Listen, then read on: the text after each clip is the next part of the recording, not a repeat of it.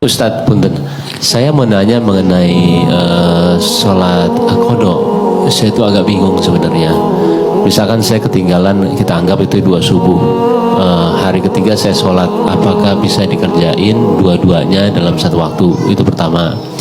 Yang kedua, ketika kita beranggapan sholat subuh ketinggalan, nah itu kita mendingan, misalnya kita saya bangun jam 8, saya lebih baik sholat besoknya atau saya sholat subuh jam 8? Baik.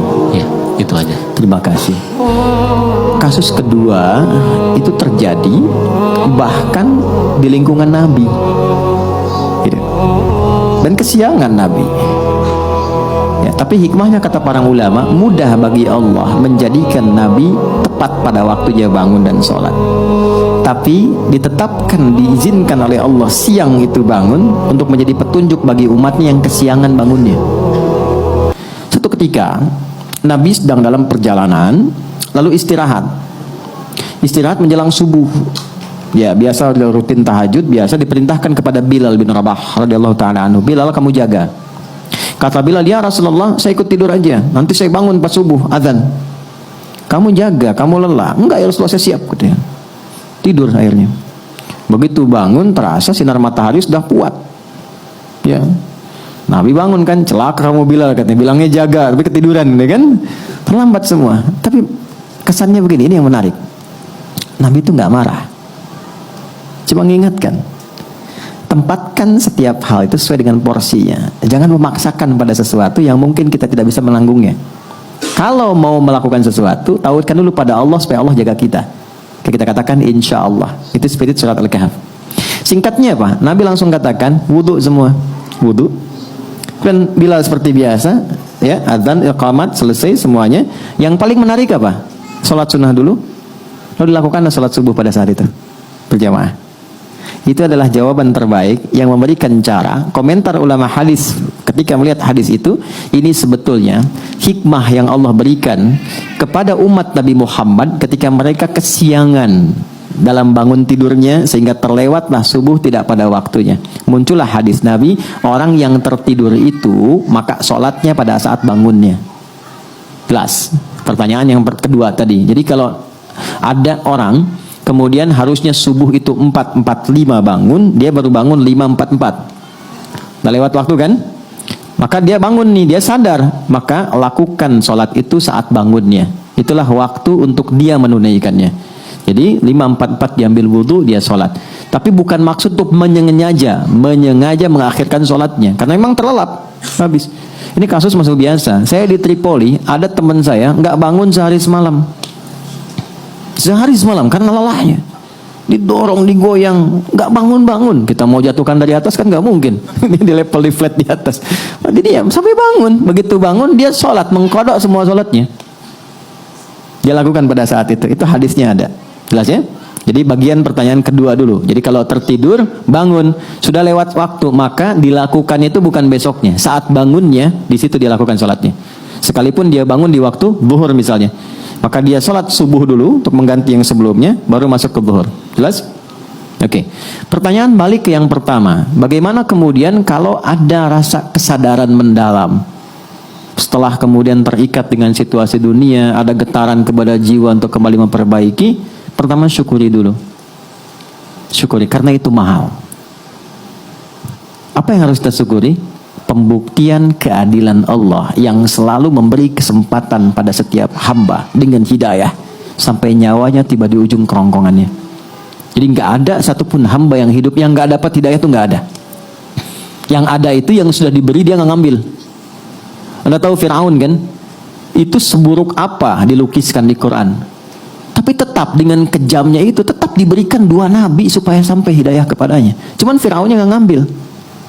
Nah, siapa yang mengundang Anda untuk hadir di sini?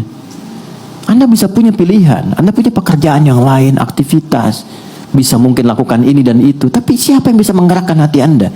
Mas Bae mungkin telepon, Mbak Paula mungkin ngabarkan. Tapi kalau hati Anda tidak pas untuk di situ, nggak mungkin Anda datang. Kalau bukan Allah tanamkan itu, nggak mungkin kita ada di sini. Itu gambarannya. Anda pengen pulang lewat jalan, kok bisa lewatnya itu di depan masjid? Saat orang-orang ke masjid, mudah bagi Anda mengambil jalan lain. Yang paling ekstrim Anda buka YouTube, kok yang keluar ceramah? Padahal saya pengen nonton A dan B, kok bisa itu yang keluar?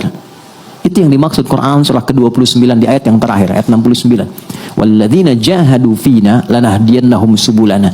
Orang-orang yang ketika mendapat percikan hidayah dalam dirinya dan dia ambil itu, Allah akan bimbing dia ke jalan berikutnya yang lebih cepat. Dan bukan sekedar dibimbing, ini saya penting terangkan ini dulu. Itu cinta Allah diturunkan.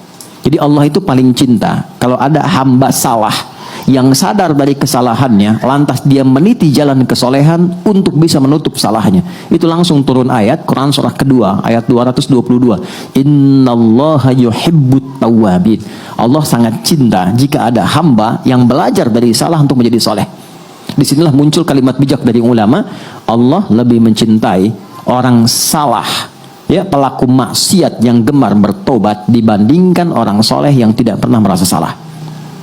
Nah, maka di titik itu penting kita menata, apa nih salahnya? Tadi sholat.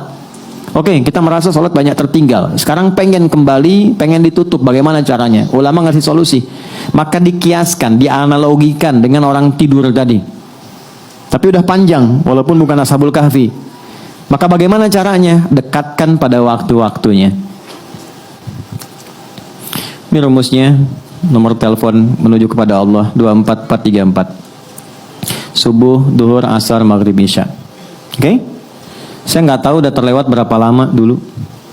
Sulit menghitungnya. Gampangnya gini, subuh, begitu sudah dikerjakan, niatkan qadha, berikutnya sholat lagi, niatkan untuk yang sebelumnya.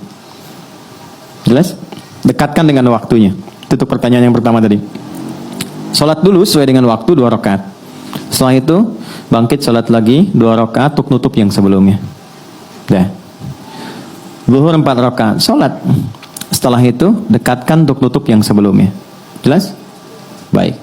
Kapan ini dikerjakan? Sederhananya yang gampang. Kalau kita sedang dalam suasana jamaah, supaya tidak menarik perhatian dan salah persepsi, salah duga, dan timbul hal yang baru yang tidak seharusnya muncul, 2 caranya. 1, ketika adzan berkumandang kan ada space sholat sunnah kan? Kerjakan sholat sunnahnya. Yang pertamanya kerjakan, kemudian di situ kita bisa niatkan untuk menutup yang sebelumnya. Baru ikut jamaah. Atau ikut jamaah di sini, ketika pulang dari rumah sholat lagi untuk tutup yang sebelumnya. Dan orang rumah, kalau ada salah satu di rumah yang mengerjakan itu dan dia memang menjelaskan untuk menutup yang lama, banggalah. Jangan eksplorasi kekurangannya, tapi berbahagialah karena Allah sedang merubah jalan hidup di keluarga itu menjadi lebih baik. Ya, jadi ketika Allah sudah kirimkan dia untuk menutup yang lalu, Anda tidak ditugaskan untuk mengoreknya kembali. Jangan gali, jangan sudutkan, tapi motivasikan. Alhamdulillah Pak, kalau perlu jamaah aja, Bapak depan aku di belakang, supaya sholatnya bernilai misalnya, nggak apa-apa. Jelas? Oh, kamu ketinggalan juga? Enggak, buat support kamu aja. Itu biasa ini. Duhur begitu, ya, asar begitu, maghrib begitu konsepnya. Dikerjakan dulu yang sekarang waktunya, setelah itu niatkan sholat lagi, niatkan untuk menutup yang sebelumnya. Yang Allah lihat bukan berapa jumlah untuk menutup yang lainnya, tapi yang Allah lihat kesungguhan kita untuk berubah. Itu kata para ulama. Ya, ada imam berpendapat bahwa ya kalau sudah lupa berapa, itu kita nggak perlu mengkodok kembali. Cukup perbanyak amal soleh yang beriringan dengan itu. Misalnya sholat sunnahnya, kalau di harta tambah sedekahnya, malam tahajudnya. Itu pendapat saja. Tapi Imam Syafi'i dan beberapa yang lain untuk memudahkan, silahkan niatkan qadha. Karena prinsip jawabannya itu sama, menunjukkan kesungguhan untuk berubah. Itu poinnya. Jelas ya?